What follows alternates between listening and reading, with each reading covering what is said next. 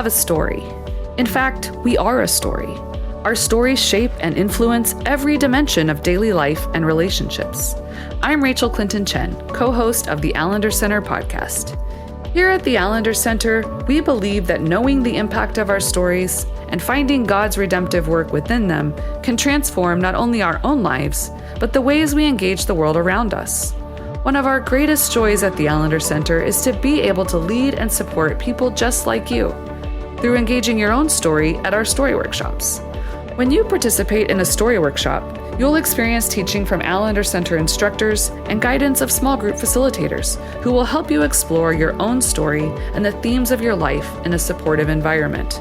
If you are looking to understand your story more deeply and to learn more about how it intersects with the story of the gospel, then the story workshop is for you. No matter the harm you've endured, there is hope for restoration. There is hope for a renewed vitality of your own life.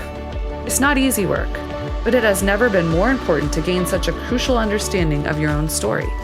If you are ready to step boldly into your unique and deeply beautiful story, then reserve your spot today to participate in one of our upcoming story workshops at theallendercenter.org/events.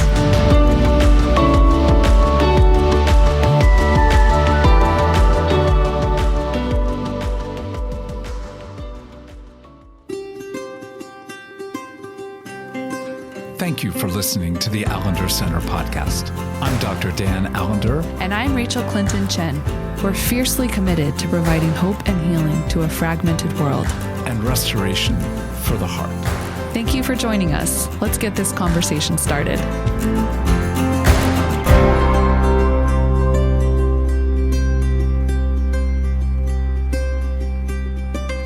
Sex. Oh my. Yep. That's where we're going. What an entry, Dan. should we say trigger warning, or, if you've got young children underfoot, send them, I don't know, to the moon.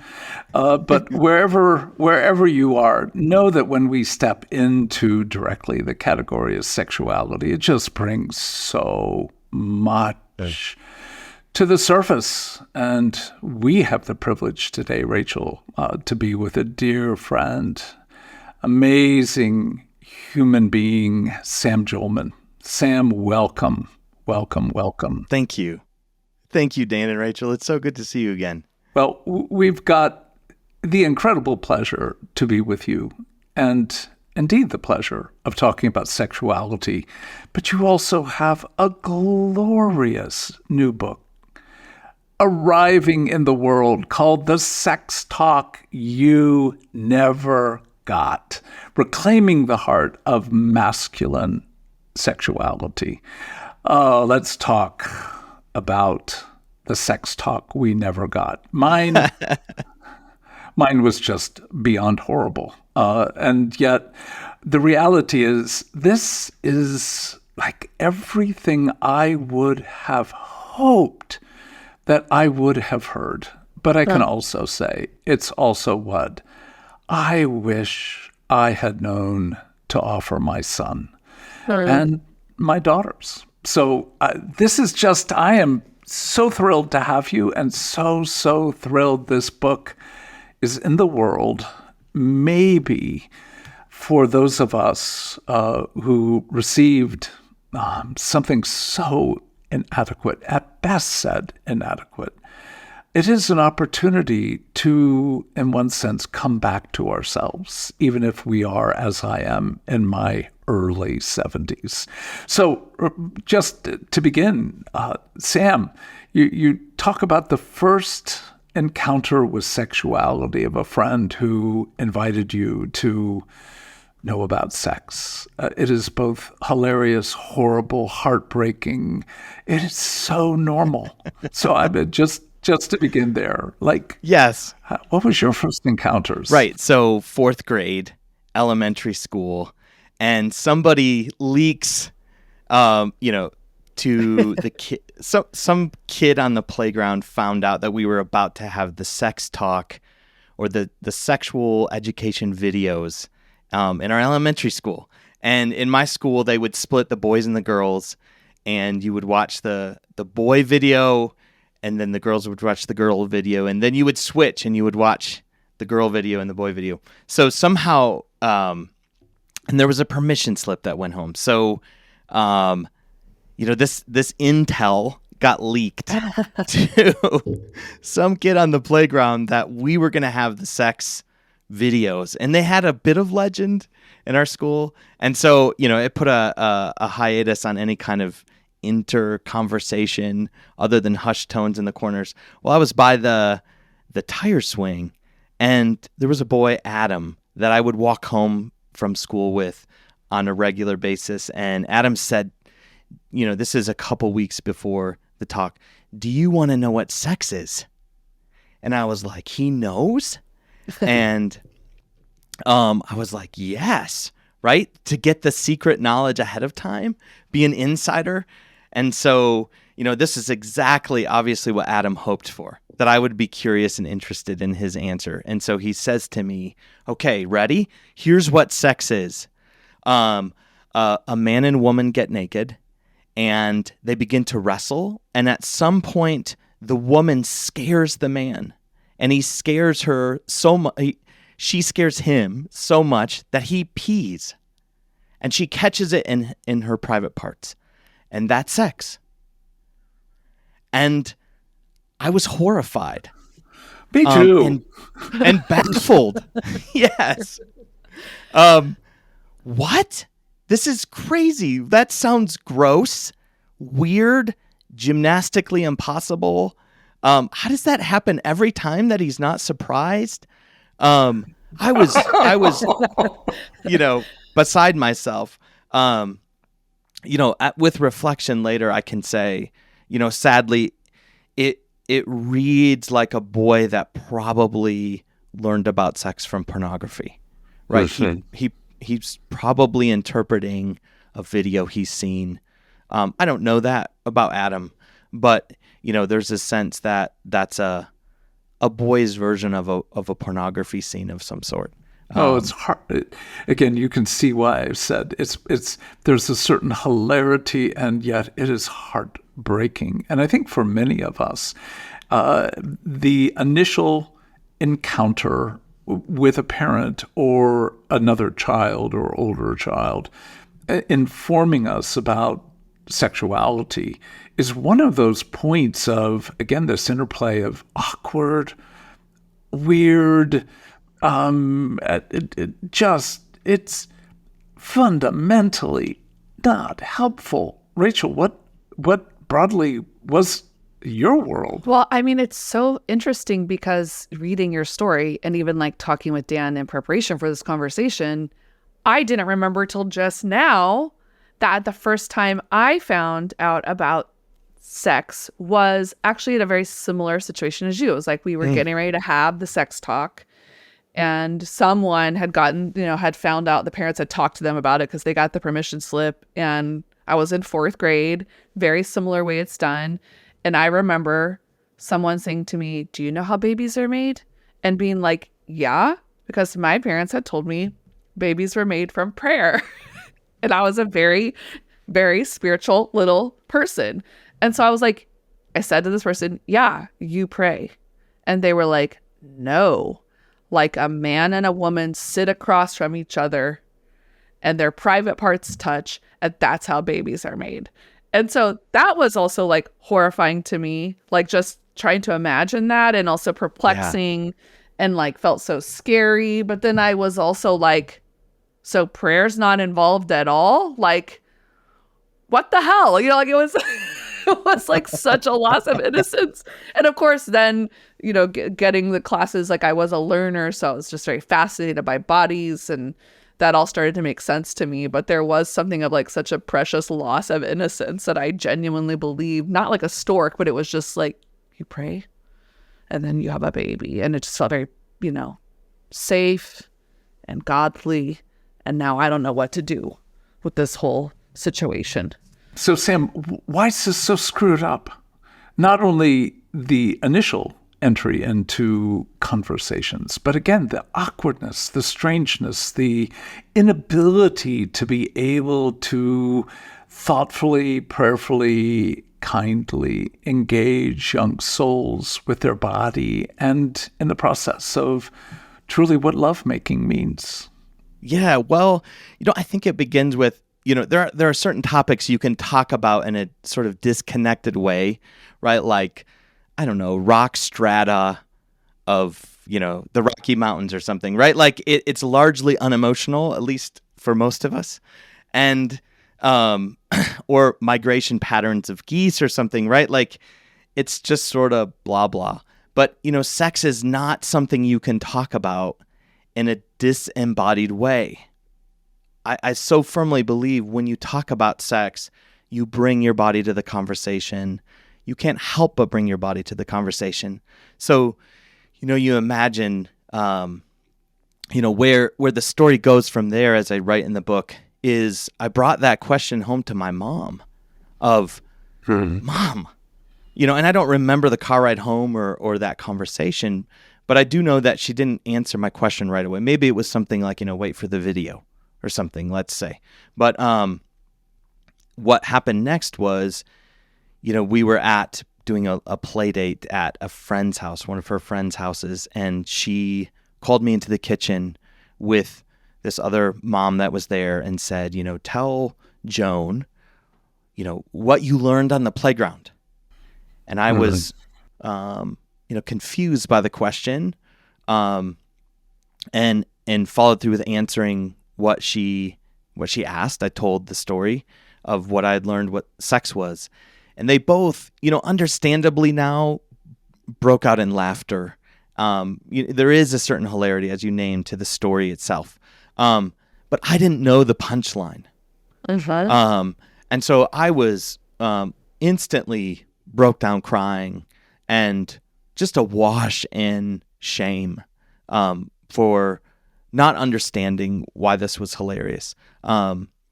And I can know now, my mother comforted me in the moment. And we've since talked about that conversation. And she understood more the layers that happened for me. But, in that moment, I was plunked into profound shame. Yes. Yes. Which I believe is evil's hope for all of our stories of sexuality, that they get joined to shame. And so I buried my sexual curiosity deep inside. And I'm not going to talk openly or ask questions openly anymore about it. I'll figure it out on my your own. own. Right. Yeah. Right. Yeah. And I now know that my mother's story plays so much into that moment, what it probably meant for a boy, to begin to come of age and ask questions about sexuality, and what it stirred in her own story, right? In other words, you can't talk about this from a textbook. You talk about it from the text of your own story. So, you just think of the layers, right? Generations of sexual shame and trauma that then make it difficult to want to openly have a conversation that can hold innocence and wonder without it just drenching people in their own shame about it. Well said. It's again, we think we're passing on information and hopefully something of a heart of what we would wish on behalf of our children.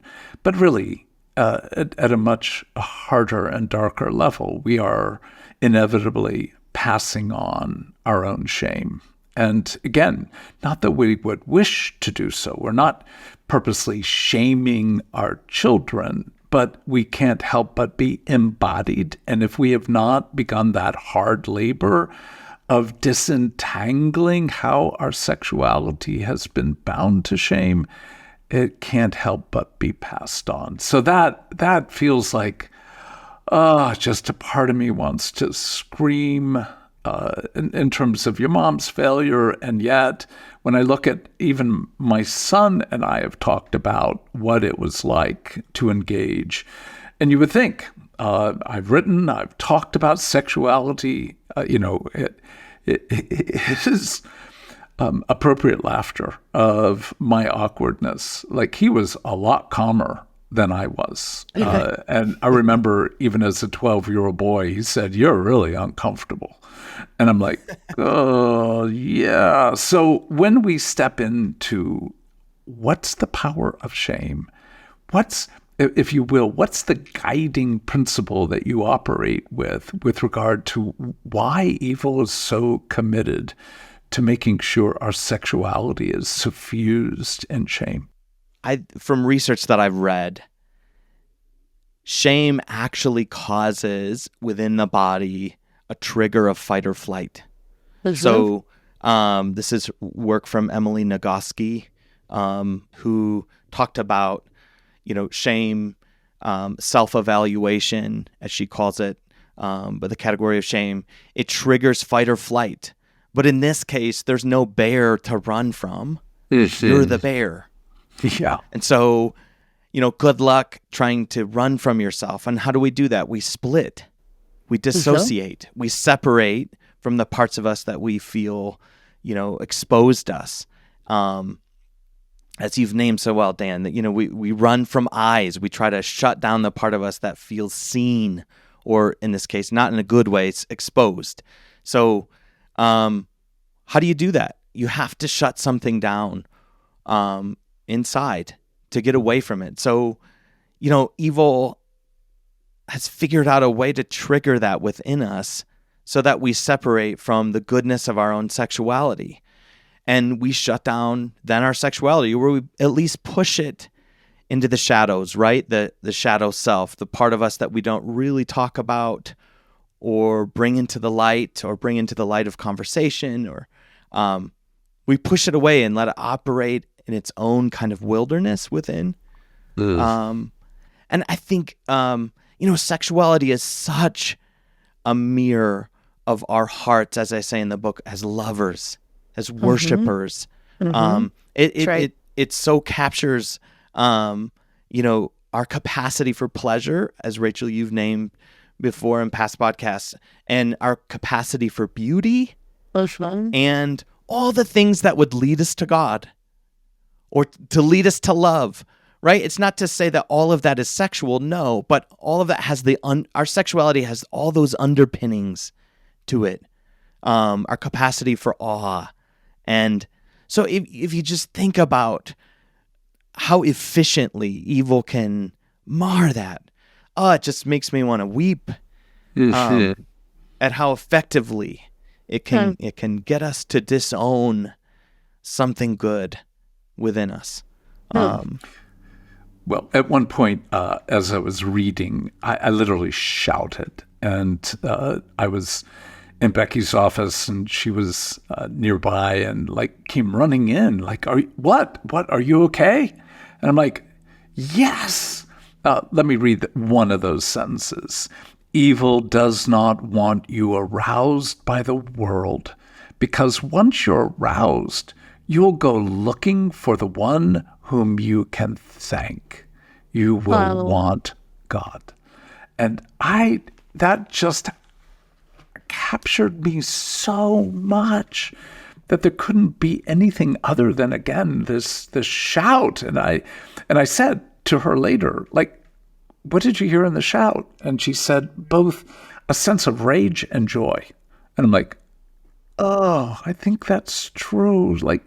So angry at all that evil has wished to dispel from my own body and from others gratitude, from the gift of arousal. That is a radical. You're the author, Sam. So I don't mean to be unkind as I ask this, but are you aware of what a radical, rich, fabulous sentence that is? Thank you, Dan. Thank you. Well, I must echo the gratitude to you for, I am a certificate program graduate. Is graduate a word you use? Yeah, why not? And I still remember, 12 years ago, and you sang the sentence, "Innocence is the ability to be in awe." And when I heard you say that, I I went through all kinds of stages of emotion, but the first thing I wanted to do is like get up and run around the building. Like, what? Somebody knows how to get this back? You can actually restore a sense. I thought instantly of my sexuality when you said that sentence. And this idea that I could restore a sense of innocence and wonder and awe, that I could be restored to my capacity, to awe at beauty and find God again in my sexuality, not simply through, I don't know, just self-flagellating and pain, right? And this kind of, I don't know, self-hatred repentance, right? But that I could be restored to a sense of awe, and that God would want that. That I would really say that became this growing thing in me that led to this book. Was a sense that could be restored in a person, and I'm convinced of that now. Well, part of the glory of play is I felt that as I read, like I was reading something that was so inviting, that gave me, again, hope, not just for myself, but for all those who engage this. So thank you. But back to, you've invited us back into incredible darkness, but in that such staggering potential beauty. I know you were about to say something, Rachel, and I didn't want to. I interrupted. No, it's okay. I go where you are feeling. No, I'm done. I'm done. I'm just saying. No, I think something I really appreciate about how you're writing, and there's a lot of things you're holding in tension and holding together, but you make this claim, and it was good for me to read, just thinking about masculine sexuality, being a woman in this world and often at the mercy of masculine sexuality as it is in the here and now. Just that being sexual is not the same as being sexually mature. You say this in the introduction. And we live with the madness of being over-sexualized, yet sexually under-nurtured. Yeah. And just the case you're making for like the desire in the sex talk and that it's not a one-time thing, that it needs to be like an ongoing conversation and language development for blessing, and that that there's such a lack of nurture and blessing of sexuality for men, and that there could either be like cursing or like a kind of permissiveness that actually is another form of cursing, right? It's another form of cursing. And so I really appreciated that sense of like part of the need in the sex talk you never got is a sense of blessing. And that's what I hear you guys both putting language to. I also love how you parse out the difference between arousal and lust, because most people, especially I think men and the way your bodies are shaped and formed, hear the word arousal and immediately go to lust. And what a wicked thing for evil to do, right? To co-opt something that we're made for, and that's necessary, as you put such good words to, not only for love and pleasure, but for hope and a capacity to be awakened for something more. For us to automatically assume that experience is so untrustworthy, is so bad, or like needs to instantly be soothed, right? Like now that we live in a technological age. So, it's something I would just want people to hear and know, and would love to hear you put a few more words to like, what have you learned in the writing of this in your own journey about how to reclaim a sense of innocence of arousal and to discern the difference between arousal and lust? Yeah, it's a great question. For example, I had a friend that was watching the women's March Madness, Caitlin Clark, and play basketball. And he said, I am just drawn to watch her play. And he was afraid, like, is this lust? It doesn't feel like that. I'm drawn to something about her. And he had enough self-awareness to know, I don't think it's lust, but what is it? What's this thing that moves in me, right? And I think that's a common struggle men have, is they feel something moving within their body in the presence of beauty, or and then I would want to expand even our sense of beauty to the fuller sense of beauty, finesse, and athlete, right? Caitlin Clark, beauty in the fullest sense of all the ways she embodies that. And I said, I think that's awe. I think you're just feeling awe for her. She's really good, right? And she has a finesse and a beauty to her presence that is powerful. Yeah. And he said, that's it. That gives it a name, right? And I think men get stuck with, you're standing, I don't know, in the line at Starbucks, or you're in Seattle. You don't drink Starbucks. You have too many other good options. Whatever coffee shop you're standing in, right? And you see a beautiful woman, or you watch a movie with a beautiful actress, and you could expand this to beautiful people in general, right? And you begin to question what's moving in me. And I think most guys are trained to say, well, that's lust. Shut it down, right? Run, pulling your hair out of the coffee shop, right? Like, be Joseph, who fled Potiphar, right? Potiphar's wife. That's lust, and you know where this is going. It has only one end, which is lust.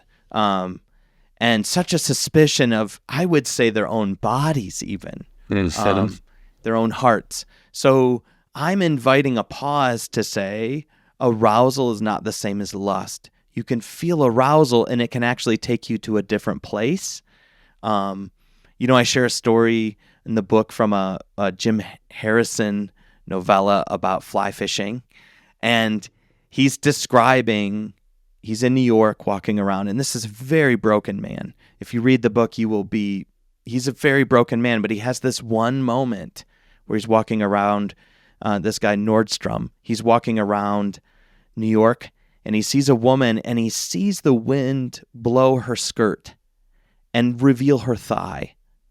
And it says he was aroused, more generally than sexually. And it took him to thoughts of other beautiful moments in his life, good wine, good food, or the feeling of letting a trout go in the river after you've caught it. In other words, this man's what moved in him at seeing a beautiful woman was a connection to all these other sensually beautiful moments of his life, right? So I'm inviting men to consider you have a choice in that moment, and you don't have to shut down what's happening there. Well, and I also think you do a really good job, because this is the other half of that, right? When we've known trauma, if shame is traumatizing in of itself, right? Like the experience of shame. How you've done such beautiful work in talking about attachment, our stories, and dysregulated nervous systems. Because to have choice, right? We can't be hijacked by nervous systems that are in some ways functioning without choice. And so could you speak more to how do we offer regulation to dysregulated nervous systems when we're in these binds? Before you do that, Sam, it's such a great question. And as Rachel invites you to that, can I read another section that I just went nuts with? Please. Is that all right? Okay. You're right. We mistakenly think a man turns to lust or porn because he's overflowing with sexual desire, and then in a moment of weakness or temptation, he gives in. We think his so-called sex drive led him to lust, but we rarely stop to think about what preceded the arousal in his body. I believe nearly every pornography and masturbation ritual is first and foremost an attempt at soothing a dysregulated, anxious nervous system. Let me just say that is so true and so generous and so rarely ever pondered. So with that, I go back to Rachel's question. You know, there could be so many roads into that. But, let's just start with, there's research that would say that boys are held less from birth, and that men receive less touch over their lifetime than women and girls. And, obviously men know this within the community of other men. There's less embracing and hugging that exchanges between men. And so, I think men aren't attuned to their own bodies well, to where they know this category of regulation, dysregulation, even the need for touch, right? Like, I just need a hug, right? Would feel sort of awkward in a group of men if a man just said that, right? It'd be like, whoa, everybody would back away from a guy like that, sadly. But so this struggle to know, it's Sue Johnson, author Sue Johnson, who does emotion-focused therapy work, said, I tell all my women clients, I would be, she says, when my women clients say, my husband is obsessed with sex. And she says, I would be too if the only place I could get touch was sex or the football field. And I'm not saying that justifies a man's movement towards, demanding sex or treating it as a need, but it sets up this idea again that men aren't trained to know their body needs soothing, and sex is one place they get touch. And if you think of pornography as access to lots of skin, and again, the terrible part is it's not skin that you're actually getting any sort of meaningful touch, of course, right? And it just taunts you in the end. It just mocks you. Nevertheless, you think of, just the urge for skin being what might lead a man to pornography. In other words, a man, sex is not a need. It's not a drive like oxygen and water and food. But what is? Touch, love, comfort.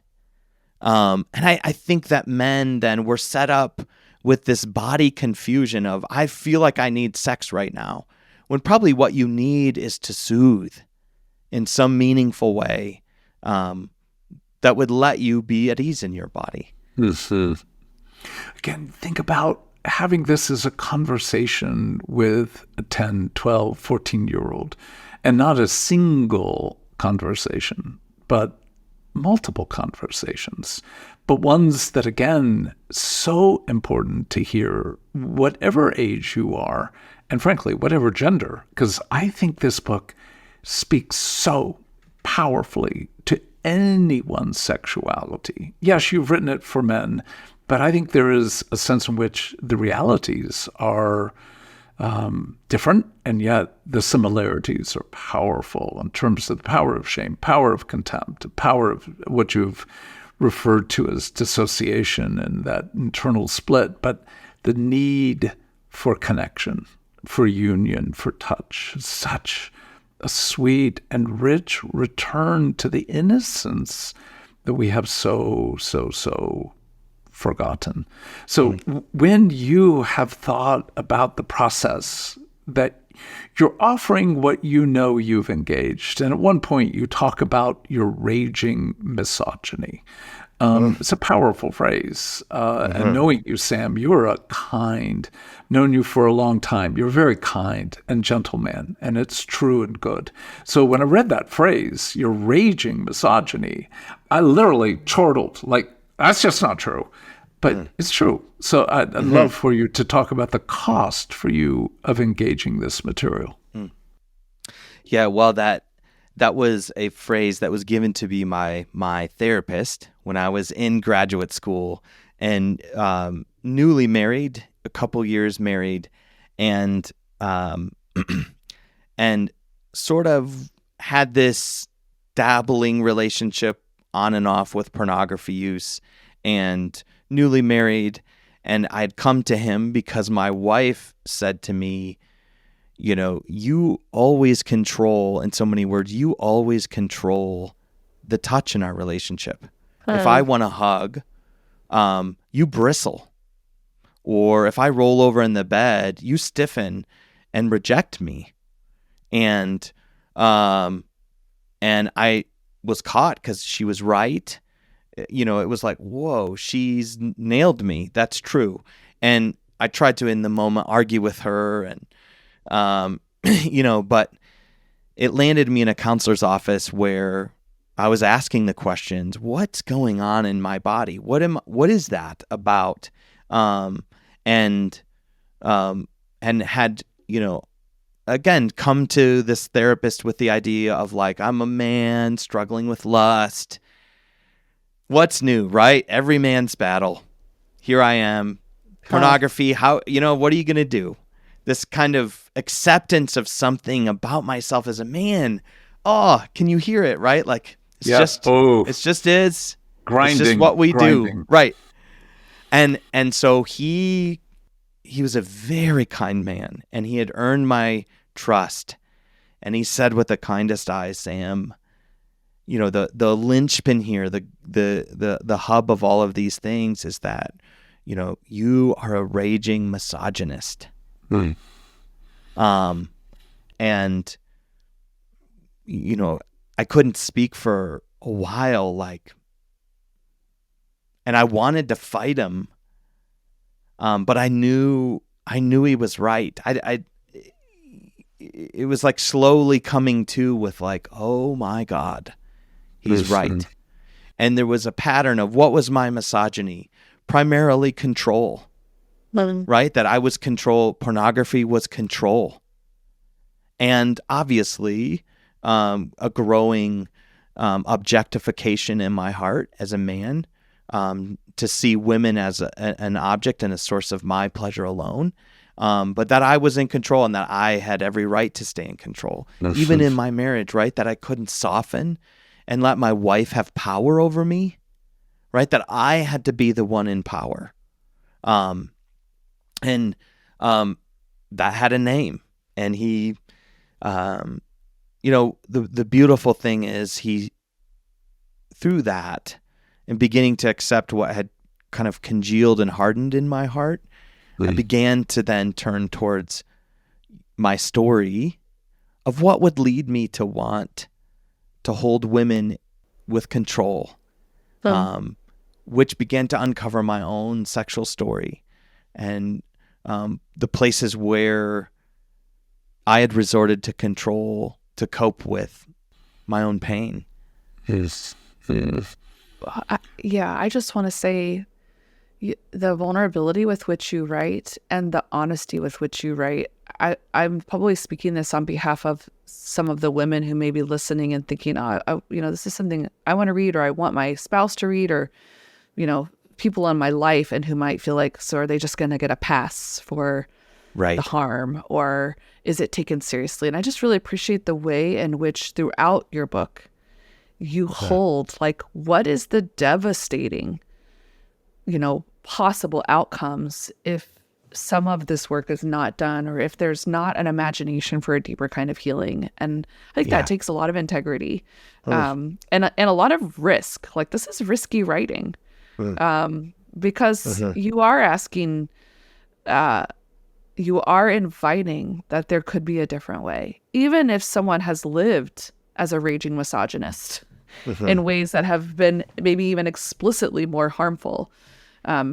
out there, that there's still a different opportunity for restoration and repair. So to give of your own story in that way feels very generous. Thank you.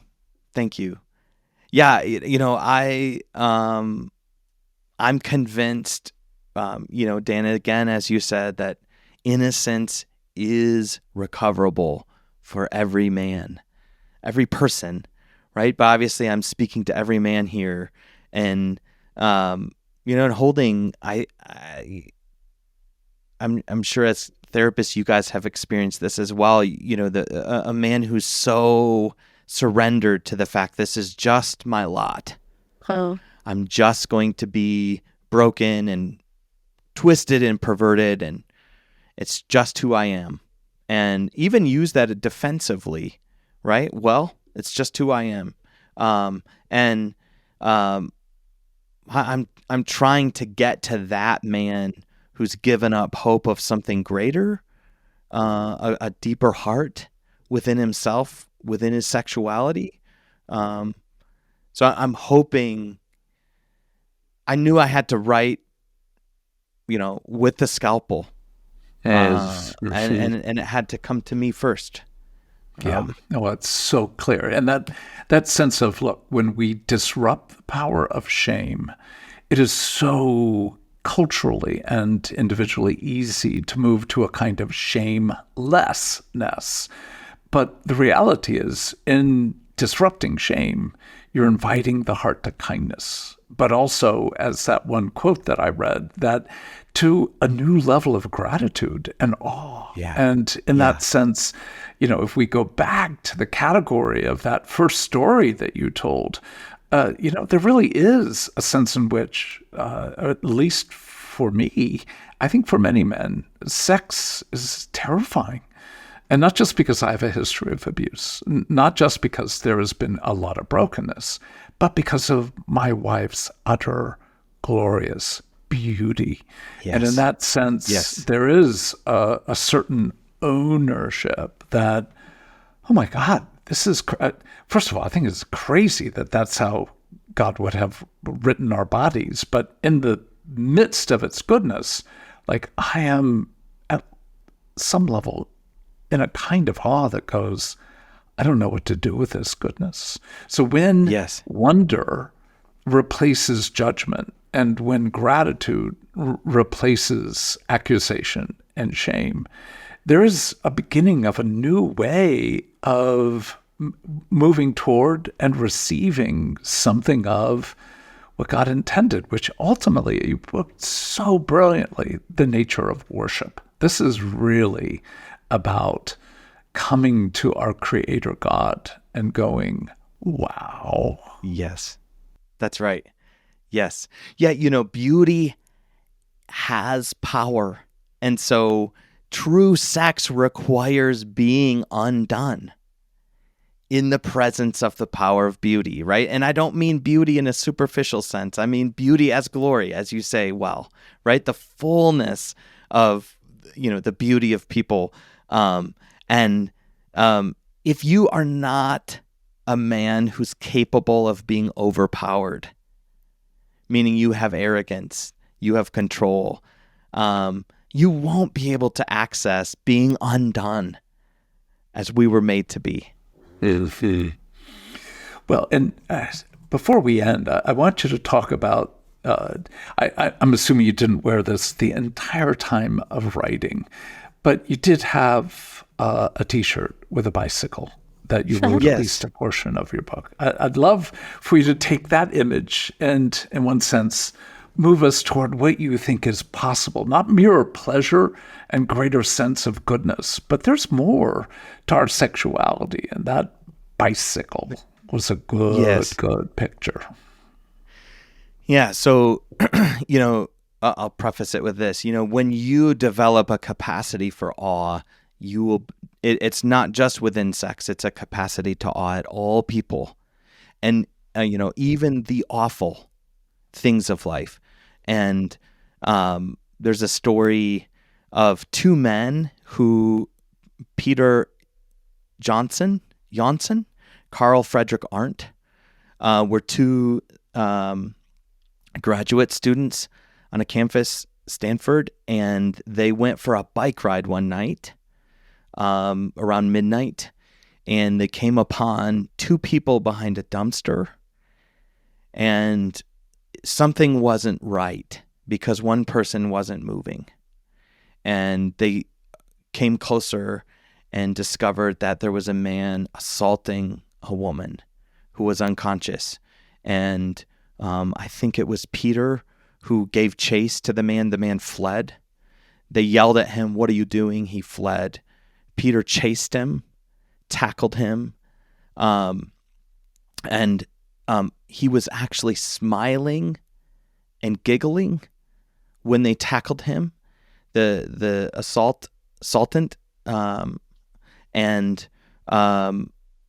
Carl stayed to attend to the woman to make sure she was alive. And these men, when they gave their report to the police, I mean, obviously they had just witnessed the horror of masculine sexuality at its worst, rape. And what did it do to these men? Well, when they were reporting to the police, they both broke down crying. They just were overcome with the horror of what they'd witnessed. And this woman is Chanel Miller. She's now written a book, Know My Name. She went unnamed through her trial, but she's became kind of famous for her victim statement during trial that she addressed to her rapist. And it's very powerful how she gives him her face, how she invites him, as I would say, to recover something even within himself. She speaks to him. But she says in that victim statement and in her book, that these two men, Peter Johnson and Carl Frederick Arndt, had become heroes to her.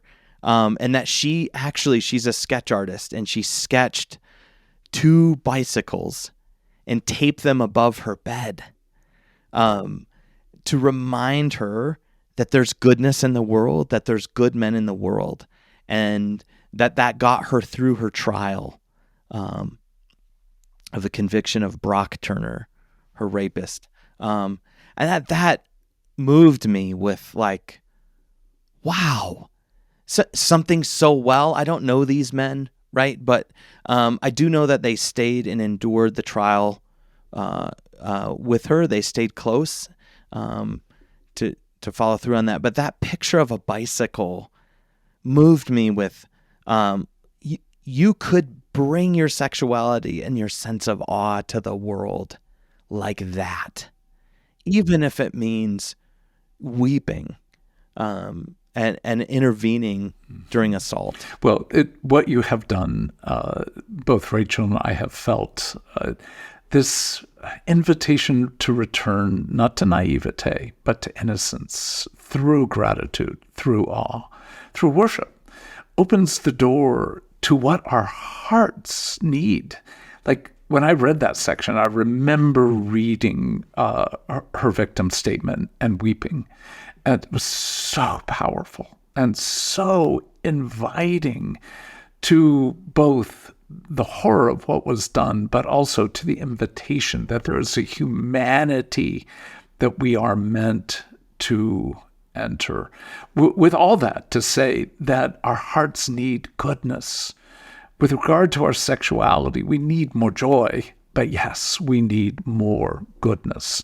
And indeed, this lovely labor, the sex talk that you never got, will be a talk, better said, an excellent book that allows you to, again, move toward what you were meant for, innocence and goodness, a capacity to receive, but also a capacity to give on behalf. And so, Sam, we thank you and glory in this book and your labor, and may it bring many men and many women to even greater innocence and goodness. Dan and Rachel, thank you so much. This has been rich. Thank you, Sam.